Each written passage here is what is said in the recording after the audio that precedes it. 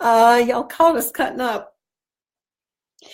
Yep. This is my friend and my mentor and my coach, Robyn Johnson from Arizona. We have had the most amazing week this week. She came last Saturday.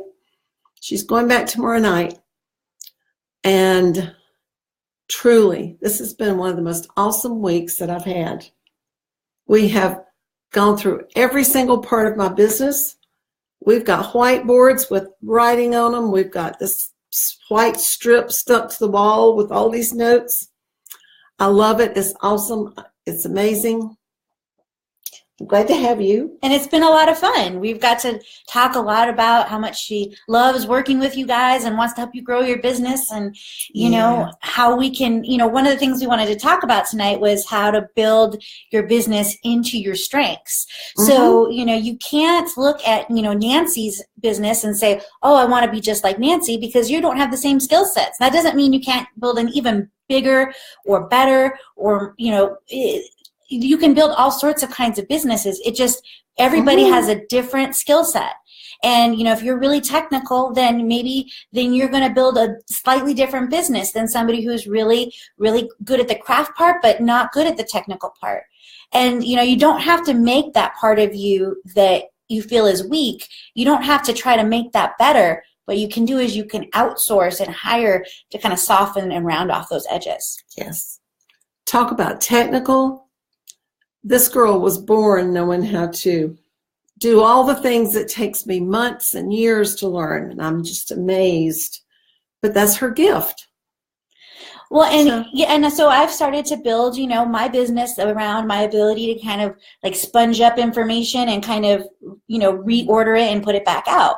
Yeah. Right? You've built your business on your ability to create wreaths and the love that you have to help other people and help their business, right? You're right. Yeah. So but if you had tried to start what you're doing now without mastering the wreaths, do you think it would have worked? Oh, no, never. The wreaths had to come first because that's the base of everything I do. But each one of y'all has a different strength and gift. I mean, it may be wreaths, it may be any number of crafts, handmade items that you make. And those beautiful things that you make, you're feeling a need. You're doing a service, right? Where you're giving away your gifts and and you're getting compensated with cash. But we want to make sure that we're building into those strengths. So as you're building your business and looking at, what are the next steps, we want to make sure we're not just growing because, last month we were this month and next month we want to be, bigger because we think that's what's supposed to happen. What we want to do is begin with the end in mind. So we want to look at what do you want your business to give you in 2 to 3 years. So what do you want, like if you wanted to, we talked about going to the beach once a month. Yeah. Right? We did. And, or it could be that maybe you want to retire. It could be a lot of different things. Yeah. So Robyn started with me. Okay, we're not going to talk about where you are right now, what you're doing right now. Where do you want to be in 3 years and 5 years? How many hours a day do you want to work? What do you want to be doing? What do I want to be doing? I have to think about that one because I've never just been doing nothing so that I had to think about something else to do. That didn't make sense, but anyway. Well, you're never bored. When you start a business, the more you do, the more there is to do. So you have to draw a line somewhere. Yeah, you do. But, oh gosh, it is amazing at the plan that we have. And I'm not going to sit at my computer for 10 hours a day anymore. And I'm going to be producing more, helping you more, have more of a voice for you because I got a plan. So what we did with Nancy is we said, what do you want your business to yield? And, there's lots of, we want satisfaction, we want pride, but most importantly, we need our business to yield money because you can't, you can't grow your business without cash. When we talked yesterday on the other Facebook Live about the cash being like the gasoline in your car. So so you have to make sure you got that cash in, or you got the gas in your car, right? So how much profit do you want to make? And by when do you need to make that? How many hours a week do you want to work? And what do you want to do and what do you not want to do in your business? Once you know those things, it's going to be a lot clearer to say what is it exactly that you need to do in your business to make it grow. We had a client that was wanting to really sail the world, and she was starting to build this big eBay business. But then what happened was she got closer to her goal. She realized, wait, I can't go sailing if I'm building an eBay business that's based off thrifting, because and shopping and packing and shipping.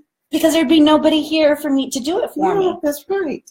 So you want to make sure that as you're building your business, you're looking at specifically, what do you want to build, right? And so you want to make sure it's really easy to grow for growth's sake and accidentally build yourself a prison cell where you feel trapped by your business and you can't grow it the way you want. But your margins don't let you hire out because you counted your time as free in the beginning. So, make sure you're counting your labor costs into your items even in the beginning, because as you grow, you're going to want to outsource things like shipping. And, maybe we talked about just having somebody else, clean up the flowers and scrape the glue off the table and all of those little things that need to happen on a daily basis, right? So, all those things need to happen. Once you know what you want, then you can say, all right, so this is what I know I want my business to yield. Now, what are the ways that I have to make that money? So first, if you have one stream of income, you're going to focus on mastering that stream of income. So you're going to get as strong as you can in that one thing. Yep. Going to really know it inside and out, just like Nancy knows her Wreaths, just like I know Amazon. All of that will help you when you get ready to. You'll be able to outsource things and be able to open up to new things. And I will be at ASD, and which is a show in Las Vegas in March. So once you have that piece of what exactly do you want, you can look at say, all right, so now I know I can make. So with Nancy, we said we have the ability to make wreaths. We have her ebooks. Both of those things are ways to make money and generate money in her business. So what we want to do is we wanted to say, okay, so what will we have to do for those businesses to yield what she wants to have for profit in her business? From there, then you can kind of go backwards, right? And say, all right, so if I needed, so let's just set an imaginary goal. So this isn't Nancy's goal, but let's just say you had an imaginary goal of hitting, $100,000. Let's do something smaller. Yeah? Is it smaller? Or what's a good goal for this size group? Let's start at 50,000. Okay. That doesn't mean you can't go up to 100,000 and more. You can do more, but we want to make sure we're using numbers that, because sometimes, if somebody's like, well, you could do $1.5 trillion, you're like, well, that sounds like that's monopoly money. That's not real. So let's say you want to do $50,000 a year. So then we're going to say, all right, so that means that I need to do $6,000 a month. And I know I'm not going to do $6,000 this month, but that's okay. I know I'll do extra in November and December to kind of cover these months as I ramp up. So my goal is to get to $6,000 a month before June. So if I'm selling, if it's $6,000 a month, if I'm selling things at $100, then that means I need to sell 60 items. So that means I need to, in order to sell 60 items, I might need to have 100 that are made and listed. So then you're like, oh, that's a lot. You can't do that. But then you're going to say, okay, so that means that, you can. You totally can. Yeah. And so what you can do is you break it down even further and you say, all right, that's 25 per week. So can I do 25 per week? And if you get all the way back down to the week and it's too many, then we're either going to expand the amount of time, so it gives you more time, or you're going to lower the goal to make it a little bit more attainable. When you work it all the way back, it makes it so it's much more doable rather than so it's kind of like if you want to lose weight Mm-hmm. And if I say, like, I want to lose 50 pounds, and then we sit down. It's much easier if you don't think about 50. Yeah, that's true for so me. If you think about 50 pounds, the first time somebody brings you, like, would you like a chocolate? You're like, yeah, I'll work harder next week, right? Yeah. But if you say, well, I want to lose 50 pounds, so I need to lose 1 pound this week. So that means that I need to make sure that I monitor what I eat, and I'm going to say that I want to burn as many calories as I'm eating. So I'm going to keep track of both. When you make it a shorter goal, it makes it so you're more focused on taking the actions today that will predictably give you the results tomorrow. So the way that you make growth predictable is you look at how much you actually have to do, and then you add a little bit, and then you work really hard to make sure you do all of those pieces. Yeah. Does that make sense? Oh, yes, definitely. That is, I knew that, but I haven't been doing that. Well, it's kind of like, you see doctors smoking outside the hospital. They know they're not supposed to smoke, but they do. It's easy to see in somebody else's business. And that's why it's so important to have other people that are looking at your business. So I know how many things I'm going to personally do per week. I know how many things my sister Susan is going to do, and Cindy and Laura and Paige and Steve and Kim. Every one of us has things that we're supposed to do.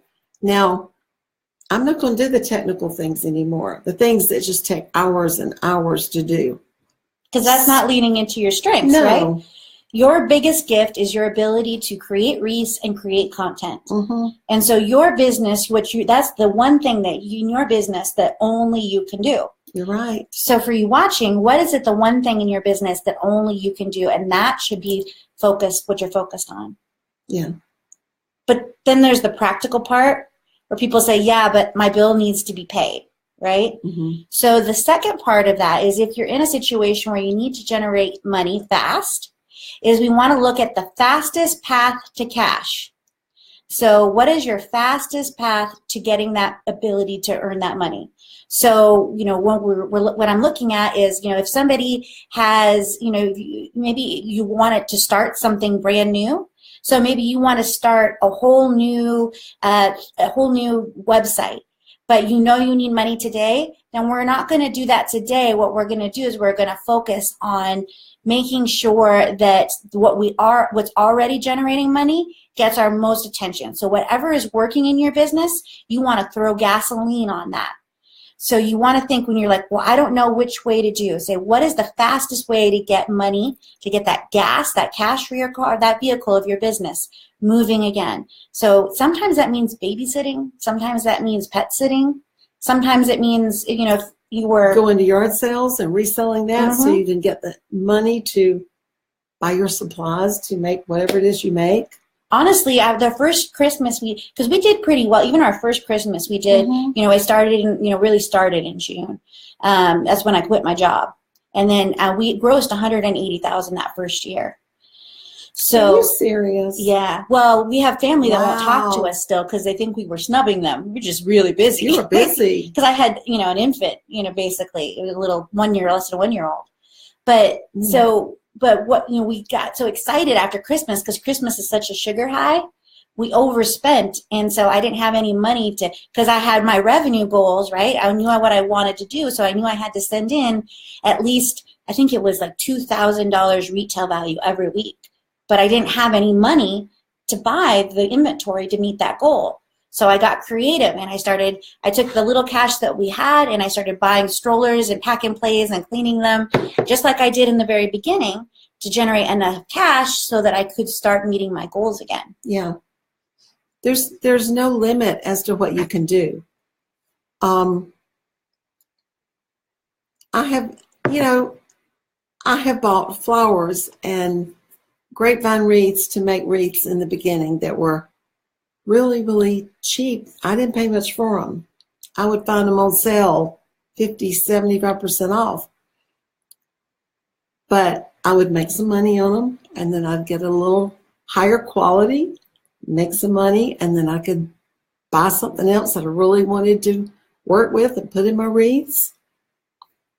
And I think that's what a lot of these ladies are doing now, because y'all get together in the site and you talk about where you can buy this, where you can buy that, or you ask somebody, I like that sign that's in your wreath, where did you get it? And we all know Sims Pottery is probably the most reasonable place for you to buy your supplies to start with. And it's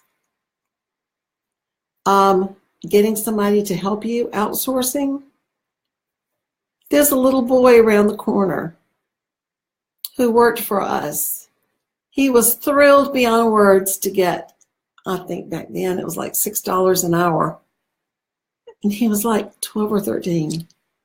But he did some things that I didn't need to do so that I could make wreaths and I could do the other stuff that really sells. Yeah. Mm-hmm. And so, focusing on the things that really sell and will sell right away, that's what you want to do. You want to make sure. So for those of you who are in that I need to make money now phase, you just have to put a lot of elbow grease in. You got to figure it out. You got to find ways to make it more profitable by finding inventory. So you got to be creative, and you got to just don't let the biggest thing about being an entrepreneur is you have to be somebody that says that I am no longer going to be a victim of my circumstances. I'm going to be successful despite my circumstances, or regardless of them, Yeah. Whether the kids get sick, because they always do, or, the dog throws up in the yard, or, all of those things that catch us off guard, right? Yeah. We have to say, okay, well, you know what? I'm going to be just, no matter what happens, I'm going to take today and I'm going to make the best of it. And I might not always hit my goal, but I'm always going to do the best that I can.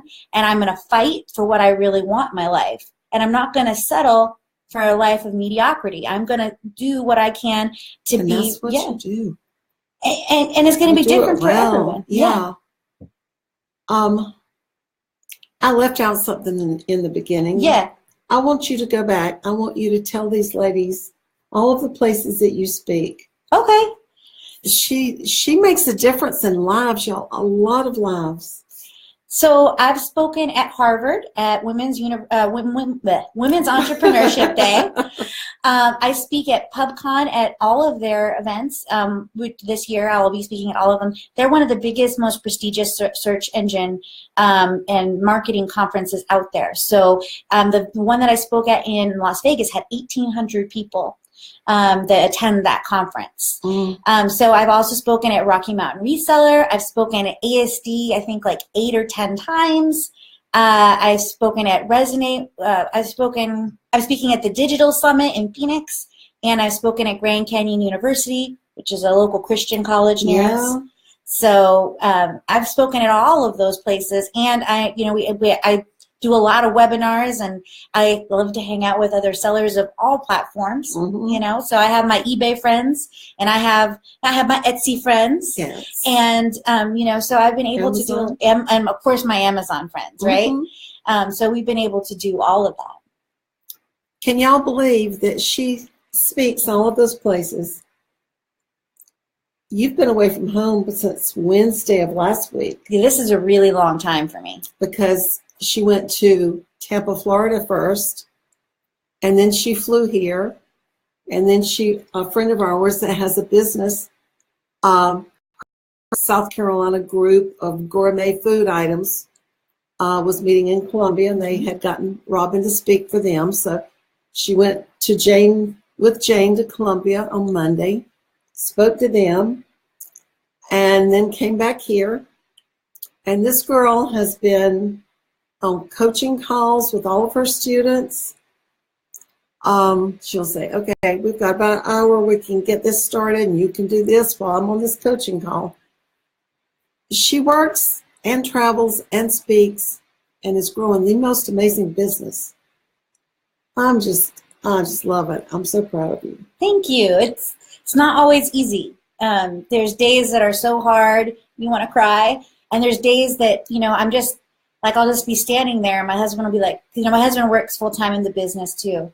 And he'll be like, what are you staring at? And I'm like, I just can't believe this is our life. Like, this is, like, sometimes even on a bad day, I'll be like, this is a bad day, and today's not that bad. Like, today's bad. It's bad, but it's not like cry in your car bad. You know, it's not pull the covers over my head bad. It's just frustrating mad, you know? Mm-hmm. So, you know, that's one of my favorite quotes, and I'm going to butcher it, but it's, "A master in the art of living makes no distinction between their work and their play, their faith and their religion. They leave it up to others to decide, you know, what they're doing, whether it's work or play or their recreation, because for them, they're always doing both." I love that. I butchered it, but it's still, yeah. You have to write it down for me before you go. It's one of my favorites. So when you, because when you do something you love, it's different than working to make a living. Yeah, but yet there's another thing that crafters and people who make handmade items get all the time, and a lot of it's what you put on yourself, and a lot of it's what your friends, neighbors, relatives think. If you make something with your own two hands, you're not supposed to charge nearly as much for your time as you would get paid for your time if you were out working for someone else. You know, that is untrue, totally untrue. Don't feel bad when you charge your friends and neighbors what is a good, fair price for what you make. If you want to give them a little discount, okay, but don't do it for free unless you just really feel led to do that. And, you know, sometimes people will just assume because you sell online and because you're your friend that they're going to get it for free. My aunt used to come through my inventory and she would just pick through it like it was the grocery store. And I was like, that is my inventory. That is money. That is, you know, it's not free pickings. And so, you know, when people say, you know, well, you know, I was wondering if I could have a couple hours of your time, because now my time, my consulting time, that's how one of the ways that I make money, just like you're using your time with crafts to make money. Mm-hmm. So what I'll say is, great, so how much do you know, what's your budget? So we can talk about what will work for you. So if they say, well, I'd love for you to make a wreath, then you can just say, well, what's your budget? So I can make sure I can find something that works for you. That's a good way to put it. I love that. Because you're not saying I'm not giving it to you for free. You're just saying, you know, you're just kind of seeding for them that, you know, that you're just like, you know, if you had somebody who was any other service industry, if somebody repaired your roof, you would pay them. You might work out some other kind of deal, but any service should be paid for.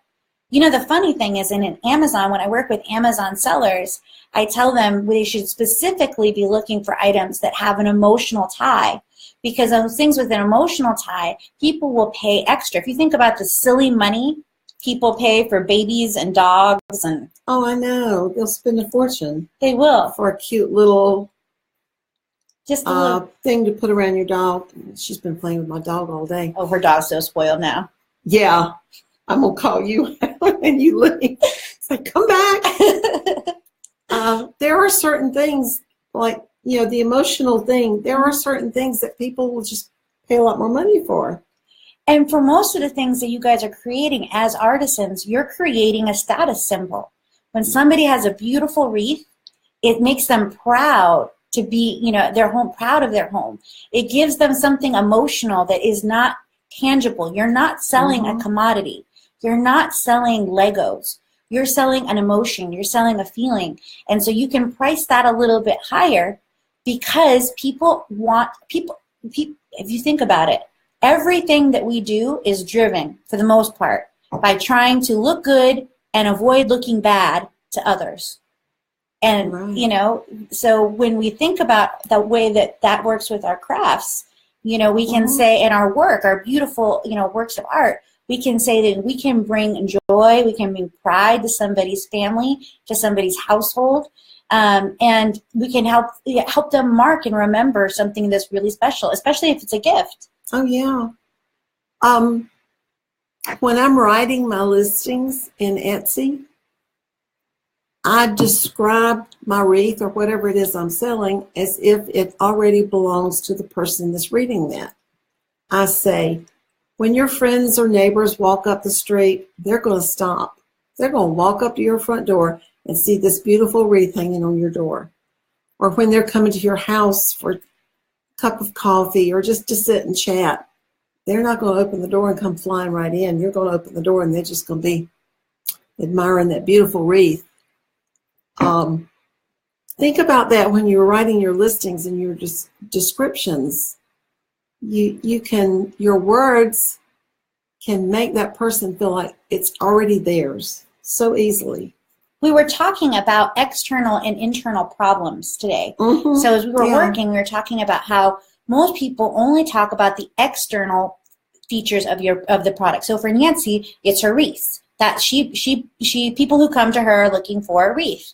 But the internal thing is that they want to be proud. They want to show off that their house is beautiful. They want to feel like they've got it all together. They want to feel like their mother-in-law is not going to judge them. My mother-in-law still to this day goes into every room in the house. There's no place I can hide my stuff. Are you serious? No, yeah, she still goes in every room. How much does she take home? No, this is my mother-in-law, so she doesn't take anything. She just is peeking to see what kind of housekeeper I am. Okay. Yeah, I usually fail that test. Oh, well.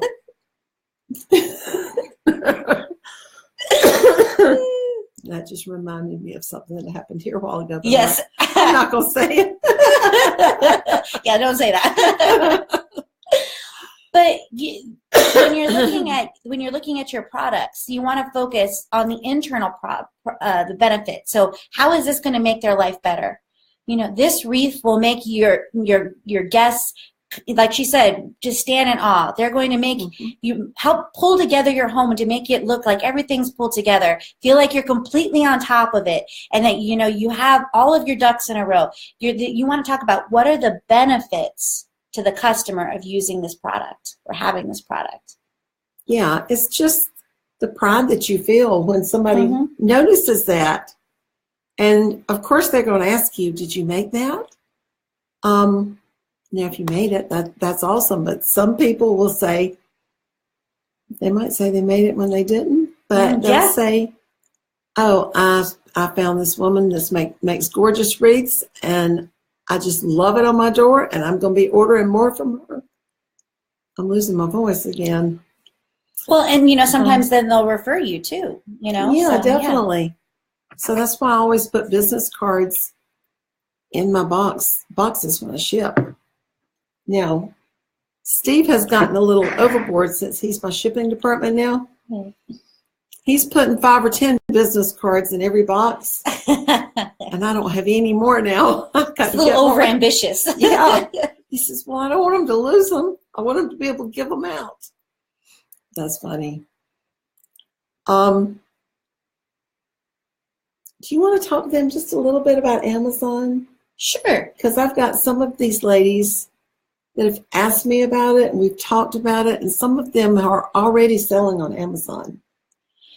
Amazon is a great place to sell. The things that sell well on Amazon are things that are the same every time. So their handmade is not quite really, it's not quite there yet.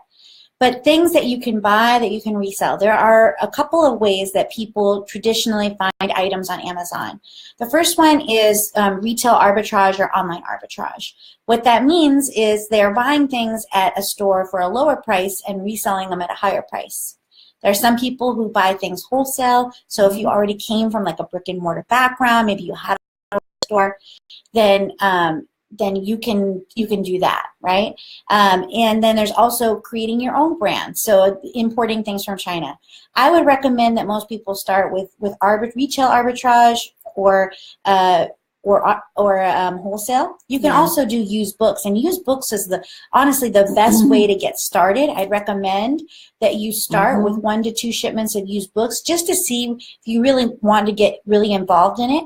And then once you've done that and you kind of know what you're getting yourself into, Amazon has allowed us to grow so much faster. Now, Carolyn says she just sells handmade on regular Amazon. So, there are some, so if you find the right niche, it might totally work. So you got to experiment and try different things. But Amazon has, because what you do is you send the items to Amazon's warehouse, and Amazon ships them when the customer buys them. So that's how I've been able to be here for a week, is all my items get shipped by Amazon for the most part. So I don't really have to be home all the time for my items to ship. So it's allowed us, we grew, well past 500,000, just in our living room. So, and that was just going to stores and buying things. So it's an amazing opportunity, but be careful. There's people who are trying to say it to get rich quick. It's super easy. Anybody who tells you that it's, 1, 2, 3, like, it's not bippity boppity boo. I mean, you have to do the work.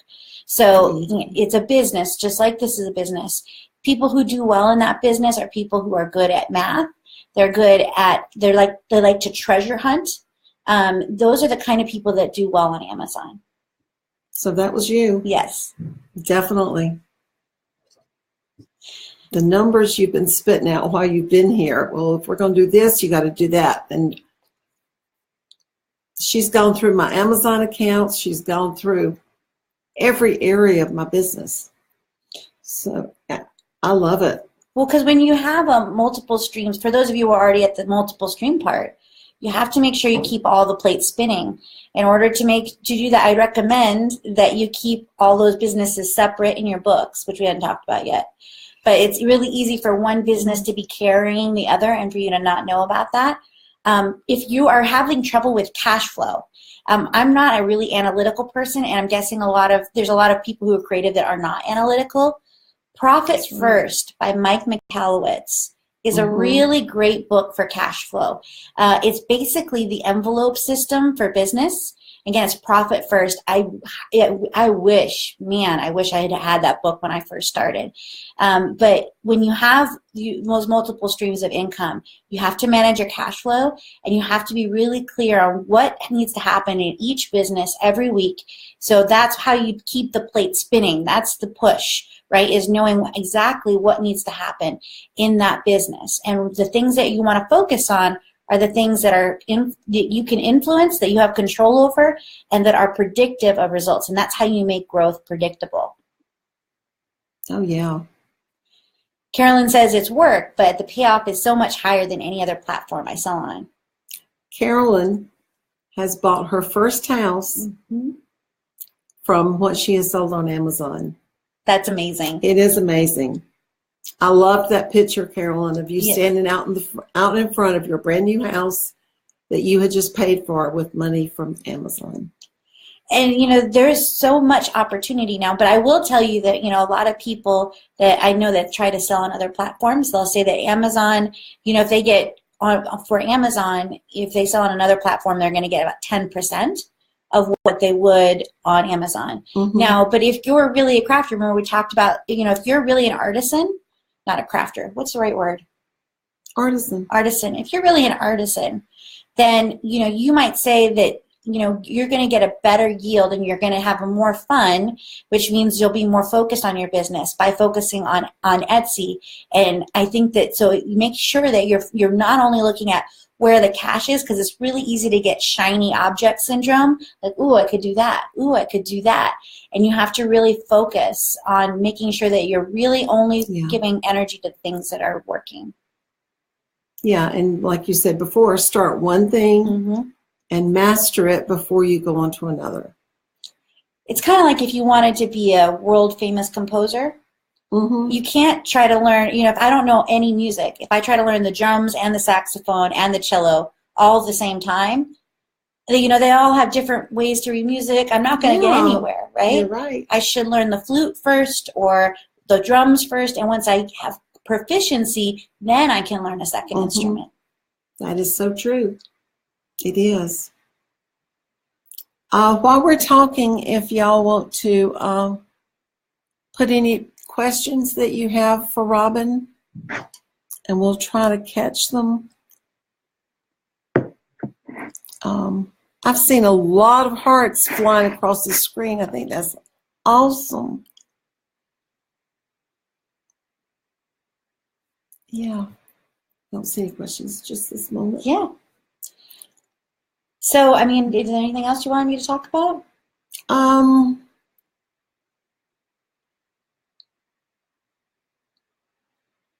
Or anything you guys want me to talk about? Doing a bunch of hearts. Yeah. Let's see. Well, if you're in the wreath making business, like I am, and you're buying wholesale, we're going through my catalogs. You need to set up your wholesale accounts. You have access to my secret vendor list, to all of those vendors. Go through every single one of them and set up an account so that you'll get emails when they're having 20% off, 40% off, 60% off after a season. And if you have the money, go ahead and buy some of that, because some of those things you can sell on Amazon, eBay, some of them on Etsy if they're supplies. You're in the perfect position to start selling other things because, you know, in reality, although I started out with wreaths, and I've made a lot of them through the years, I could not continue to sustain a business after all this time with, you know, keeping on making wreaths. And you have to, and we talked about that too, you have to think about, you know, when you're looking at your long-term goals, you know, you have to think about, well, what will I be able to do physically in 3 to 5 years? Yeah, because y'all know I fight fibromyalgia. I can't stand out here in my shop for hours upon hours making a wreath. I can do some things. I may have to sit down for a while. I may make a bow, but the hours and hours of this kind of thing, I would love for it to come back one day, but you know, that's probably not reasonable. But I am still doing this, but I'm teaching and I'm expanding to things that I can do. And that's what I want y'all to do. I want you to realize when we're talking about these numbers and these figures, that I'm sure a lot of these ladies are thinking, I can't make that much making wreaths. Well, you've got to be open, keep your mind open, look for other avenues that you can grow. Start doing Facebook Lives.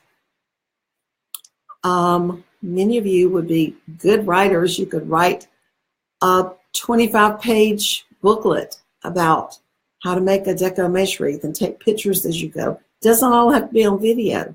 And if you're a really good writer and you know other Etsy sellers that are not good writers, you could offer to write their descriptions as a way to supplement your income. That's right. You know, in fact, I know somebody who, that's how she got started is, you know, she was writing descriptions for other people because she knew how many people hated it. That's how she bought her first big inventory lot. Really? Yeah, and she's been selling for a long time since then. So, you know, Tammy asked, you know, I'm 100% doing this myself. How do I do this myself? And the answer is one step at a time, baby steps. And the secret, people are always like, what's the secret? And now, do they do it to you too? Oh, yeah. What's the secret? You can tell us. You can tell. And they always whisper it. It's kind of funny. But the secret is consistent action over time. Consistent, unreasonable action over time. When I say unreasonable, I mean, you know, other people are going to look at you and say, well, why are you doing that? That doesn't make sense. It's too risky. You know, they're going to doubt you. And you have to be willing to say, this is what I want, and that's what I'm going to put into my business. Yeah. Well, probably about 3 or 4 years ago, I got in a huge shipment of ribbon. It was all over the house. And we had friends coming over. So we ordered pizza to be delivered. And they were really excited. They wanted to help me put the labels, put everything in a bag, seal it, pack it. I wasn't ashamed of that. They were really excited to get to help us do that. They didn't walk in my house and think, oh my gosh, are you crazy? And now when we see them, they say, all right, what are you doing next? What are you selling now? What's going on? People will, they envy what you're doing. They want to do that.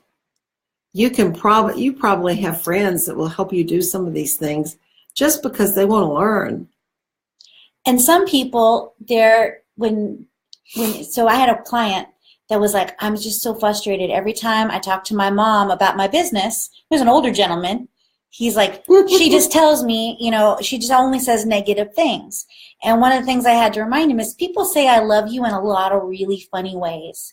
So what she was, when he was talking about his mom and about her concerns, and what I was really came away with is she was saying, I don't know how I can help you, and I'm scared because you're taking a risk that I wouldn't necessarily be able to make, and I don't feel like I can protect you, and so I want to do what I can. So telling you that I'm scared or that I think that it's not going to work is the only way that I can tell you I want you to stay safe. Mm-hmm.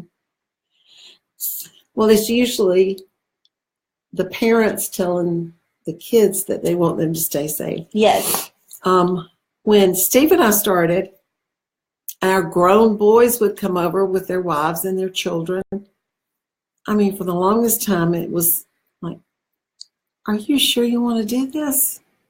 You're taking a big chance, aren't you?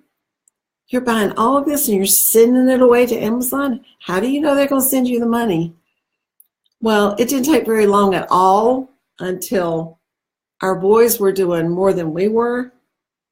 And actually, Matt and Andy and me, and sometimes Steve, we're on a text. What is it when you text through a bunch of people? A group text? A group text. Yes. The boys find something and they're texting. You need to go to this site. You need to order this many of this thing right now because they're going to be gone. And they're thrilled. They love it that we've all gotten started doing this. But I remember what they thought about their crazy mama when she got started. Well, and Catherine says, I have the same issue with lupus. How do you keep your disability while trying to start a business? I'm not sure if you know this. That's a little tricky question. I don't know if we can answer that on a Facebook Live. No, I know lupus is similar to fibro, but lupus affects the organs of your body more. Is that correct? That's what I've understood.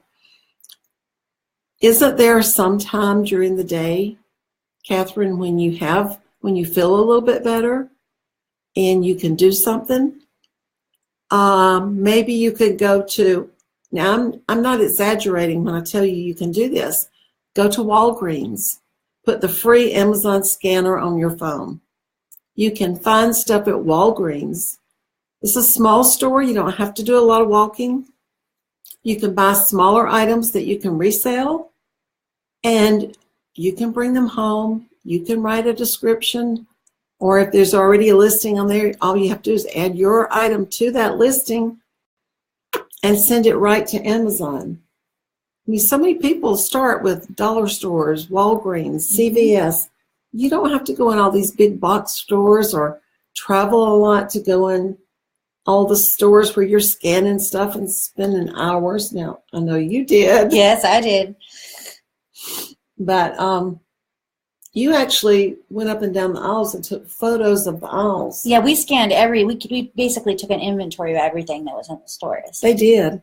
With my daughter was less than 6 months old when we started, and I had a 4-year-old. And she knew, let's say, Walmart's inventory so well that if she walked up an aisle, she'd say, they're sold out of that. That was full last week. Mm-hmm. So that's going to be something good that we need to buy as soon as they get it back in. And we kind of built up that skill, So Karen says that she's been making wreaths for 5 years and she hopes to learn. And she's an educator in her 9 to 5 and hoping to blend the two. And she's going to do her first Facebook Live on Saturday. Yay! We have had so many of you ladies doing your first Facebook Lives, and I love it. You're doing great. Nate hated doing descriptions. He hated doing descriptions. He did. Oh, we actually outsourced it. There is a website called Writers Access. You used to be able to just do it kind of as is. Now it's a monthly service. So I don't know if it makes sense unless you're doing a lot of descriptions. But it is something that we've used to write descriptions. And then we talked today about Rev.com because Sandra was saying she needs someone to write her Etsy descriptions. If you think that you could describe them, Rev.com, you can just say it. And for $1 a minute, it'll transcribe. And they have another one that's called Temi, Temi. And so you would say, this beautiful wreath will be the highlight of your home. Look at the beautiful birds and see how they will bring spring to life in your own home. And then you would send it, and then they'll transcribe it. So that was actually good. I was afraid it was gonna get stuck, but it did okay. She is a wealth of all of these different programs and things that you can use, some of them free, some of them really inexpensive. The one that you got me to try that edits your wreaths. Yes. I'm going to give you all that link. I'm going to post a photo of a wreath that I sent to this company. And it was one with a lot of wild grass and sticks. And I'm thinking, okay, if they can edit that one so that it looks really, really good, I'm going to use them because they're not that expensive. And when it came back, I was amazed.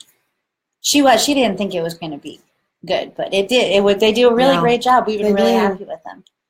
And I had just finished showing you how I click, trying to remove, the background. And I was like, that's way too long. Yeah. You got to lean into your strengths, do what you're good at, right? That's right. So Anne says so a couple people have said that they're afraid to do their first lives. And I think that fear is real. I think that, so I heard a quote once that I'm full of quotes and books, aren't I? Yeah. That's good. Yeah. So courage isn't the absence of fear. It's feeling the fear and doing it anyway.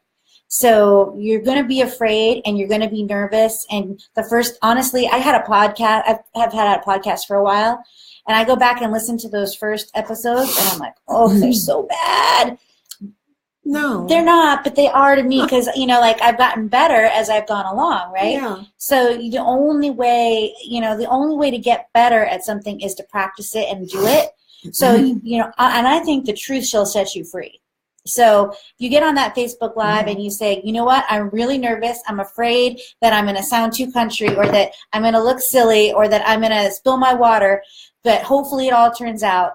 People understand what it is to be nervous. And the nice thing about Facebook is if they're not interested, they're just going to keep scrolling. So, and people are so busy worried about what other people are thinking of them. They're usually not that focused on you. No, they're really not. Facebook Live is so good because it's live. Life happens. Like the time I was doing a Facebook Live and Steve was crawling on the floor behind me to get something in the office because he thought nobody could see him crawling. Well, everybody did. He leaned up, waved, and y'all are still laughing at that. I think it's funny. I need to clip that thing out. I was on a webinar once, and I thought I had muted myself, and I blew my nose really hard. And then another person that was on the webinar just went really quiet, and I was like, uh-oh. And I had blown my nose like a trumpet. And she can do that. I can vouch for that. I think there were like 150 people on the webinar too. Oh, wow. Yeah, and then you just want to die. You just think, I can't go on. What am I going to do? Get up, walk off? Worst case scenario is people realize you're human. And, people who are small might make critiques or might say nasty things. I still have somebody that that goes to the church that I used to. Every time he sees me, he's like, how's your little nest thing? I'm like, wow, little nest thing. Does he really know what your little nest thing is? I don't think he does, but there's always that one friend that's like, so how's your little thing going? And, when you really want to put your feet to the fire, tell that friend, say, hey, if I haven't made 5 wreaths by the end of the week, or if I haven't made, three, of these gift baskets that I'm going to do, I will take you out and I will buy you a beer. I will buy you a lunch. Because you are not going to tell them that you did not do what you said you did, because they already doubt you in your business. It's a great way to keep yourself accountable. Yeah, it is. It is. We'll be, I don't know, out somewhere with a bunch of people and talking and moving around. And anytime I see Steve with a group of people and I'm not over there, if I walk over before he sees me, he is always, always, always talking about me and my business. And he's saying, now, she doesn't just make wreaths. This is amazing. You won't believe what else she does. I've got a full-time job with her now, and I just retired 2 years ago. When people really do understand what you're doing. Mm-hmm. And people want to support you. Yeah, they do. They really do. And the thing about getting scared before you're going to do a Facebook Live, boy, we've just had hearts flying across the screen ever since we started. I love it. I love it. What was I going to say? Oh, you're going to be like the time I spoke on Jim Cockrum's stage at CES conference. I'd turned him down about five times first. And then he said, oh, it'll just be about 10 minutes. Did he tell you that? I was so scared. I don't know how I got on the plane to get there. Had to get a wheelchair because my fibro was acting up. And then when we went to the conference, there were all these really good speakers. And then Jim came up to me and he said, now, remember, I thought I was speaking for about 10 minutes to about 50, 75 people. It turned out, Jim said, I've got a whole hour put aside for you. And this was for 350 plus people. God held me up. I didn't think I was going to be able to go up the steps to the stage, and I'd already told Jim I had to sit down. Well, they couldn't get the mic situated with me sitting down. I said, forget it. I'm going to stand up there at the podium like everybody else has done. But something happened once I started talking. And you know how it is. You know God's with you, mm-hmm. and you know that you're doing what He wants you to do. And the fear went away. I was just talking, and I was so comfortable. And I was making people laugh. I was making people cry. But that was a good lesson for me. And that let me know that I can do any of this anytime I want to. You know, I say a little prayer before I go up. I do too. Yeah, I say, Lord, may I decrease so that you can increase.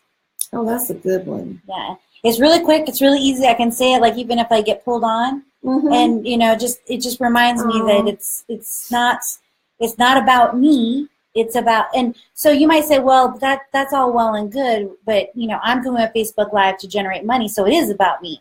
But it isn't to a degree, because with that money, you can do things for your family, your vocation. You can do things for your ministry and your church. All of these things, they're your business goes beyond you. Did you know that women-based businesses reinvest about 90% back into their communities or back into their businesses? And men-owned businesses are nowhere near that. That's amazing. Yeah, and that number might be a little fuzzy, but I think that was what it was. I'm not surprised. Yeah. I'm really not. Carolyn said something. Someone told me nervousness is your greatness about to shine. I love that one too. That's great, Carolyn. I want all of y'all to remember that, because even when you're setting up your Etsy shop or you haven't set it up yet, and I ask you why, you say, it's because I'm afraid I'm going to fail. Well, I've done this just to one of my students that was here. I got her by the shoulders and I shook her. I said, nobody's going to know. You're the only one that's going to know.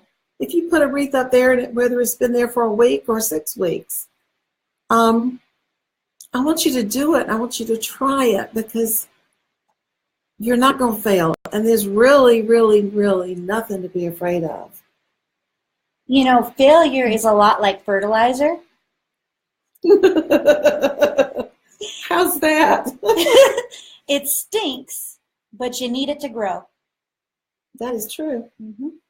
You've got a lot of those one-liners. I like do. Them. Yeah. Melanie says she wants to know if you have a video that explains how to do Facebook Live from the beginning, including the tech stuff, or is that in the inner circle? No, but that's what we're going to do now. We've been getting everybody in. We've got the site closed for new members for at least 2 months. We're going to start on all of the training. I've already started taking photos of all the equipment that I've got, but now you don't have to have all the stuff like I have because I'm kind of a electronics. You're a gadget geek, yeah. Yeah, I'm a gadget. What? A gadget geek. That's a tongue twister. I'm a gadget geek. Well, but you don't have to have all of that. I've got all kinds of cameras. All you have to have is a cell phone. The best one is an iPhone 7 because those are the ones that do awesome videos, awesome photos. But yes, I'm going to show you how to do that. I'm going to show you the little stands, a short one to put on your counter, a taller one to stand on the floor if you need to. Steve will see me sometimes sitting out in the yard, and I've got this little bee stool and my little tiny easel and my phone on it. And he says, I know what you're doing, so I'm going to stay away. But you can do it anywhere. That's the best thing. All right. And I thought I wouldn't be able to hold my phone up to do a Facebook Live. You know, the short ones, because my arms get shaky. But I can. I can walk around the yard and say, look at this blooming. Look what we did to our home close in our sunroom. Start doing those short ones. They don't have to be about making wreaths. You know, they need to be about you because, you know, I talk about people need to know you and like you and trust you. That's when they're going to buy from you. And you want to think about, you know, when you're looking at the content, you want to make sure that the content that you're putting out matches the brand experience. So you have to think about when people think of Nancy, they think of classy, they think of country, they think of, you know, Southern class, they think of beautiful wreaths and flowers, right? So if she was to get on a Facebook Live and have a belching contest, people would be like, what is wrong with her? She's lost her marbles. You know, so, you know, you have to make sure that the way that you're presenting yourself and the way that you're presenting, you know, because you have to think about people are going to view you as your brand in the beginning. And so you have to, now it doesn't mean you can't be, you're still going to be imperfect. You're still going to, you know, get sick, and you're still going to wobble the camera, and you're going to blow your nose on webinars, apparently. I don't know. But, you know, I just did that one, by the way. But, you know, all of those things are going to happen, but you know, you want to make sure that you're keeping your page consistent with what your item is selling. So if you're selling things that are really like edgy, then your content should be edgy too. I don't think we have any edgy sellers. No, edgy. Edgy. You know, I don't know. No, I meant edgy. Like I meant like you know, somebody. But if you're doing a lot of sports wreaths, then you might focus your content on moms and grandmas that have, you know, or, you know, people that have, you know, a real passion for sports. So you might be doing more content. It might not be on your wreath. It might be more on you have to think about what is going to be interesting to your buyer. Yeah, because you attract people who are similar to you, who like what you like. So that's what your videos need to be. And, you know, a lot of mine has been decorating through the years. And that's why it was so much fun when we were closing in our sunroom, our porch to our sunroom. And I was taking pictures and videos every step of the way, and everybody was helping me and saying, oh, that rug right there would look good, not what are you going to put on that couch? Are you going to put these pillows? Or that's just something that I would do. So, and that makes sense because, you know, what you're doing, you're selling a home decor item, mm-hmm. right? That's right. So, you know, if you're going to be selling home decor, then it makes sense to have other things that are focused on people who are looking at decor, things that people who, you know, Martha Stewart has the way that her magazine is set out for a reason. Mm-hmm. You know, that content all matches a certain kind of customer. It does. And if you're out in a store, Hobby Lobby, Michael's, or a store that's got, like TJ Maxx, people love for you to walk through a store with your phone doing a Facebook Live saying, y'all, I love this. I love this little clay pot right here. I can take it home and I can put it in a wreath. I can wrap a piece of honeysuckle vine around it. I can put moss in it and have some little flowers coming out. And I might actually put 2 or 3 in one wreath. And, you know, Mm-hmm. I could go through a nursery, a flower nursery, and talk about wreaths. And that would be appropriate with what I do.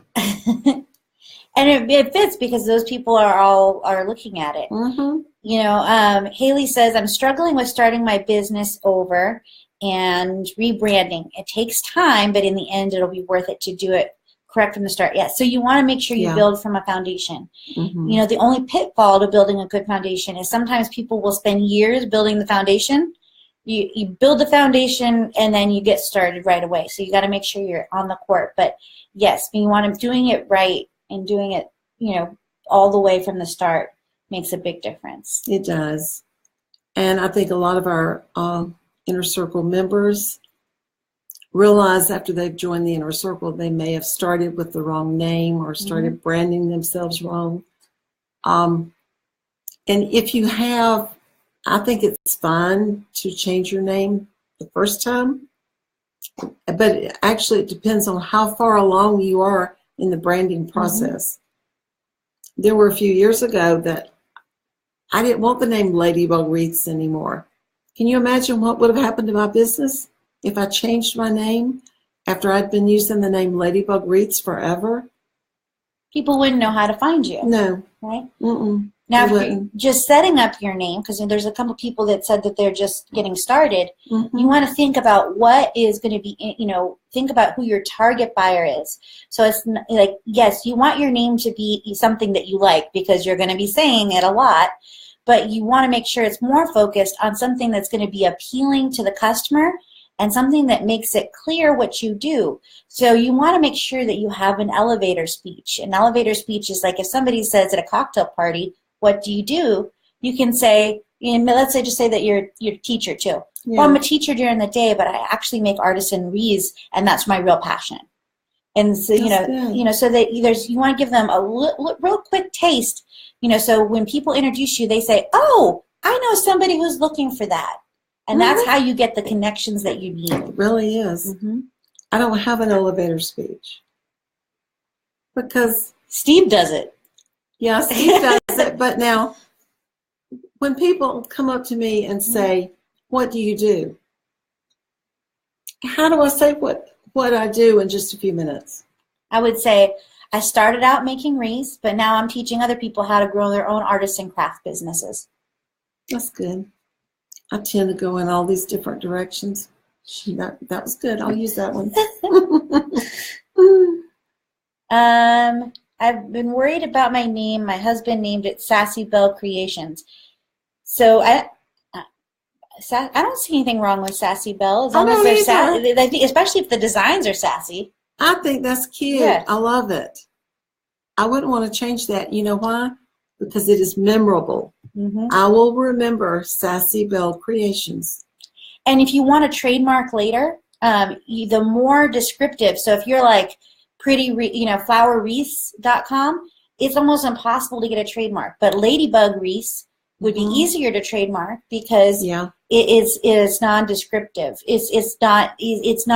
like if you think about Apple is easy to trademark because Apple in and of itself has nothing to do with computers. It's completely arbitrary.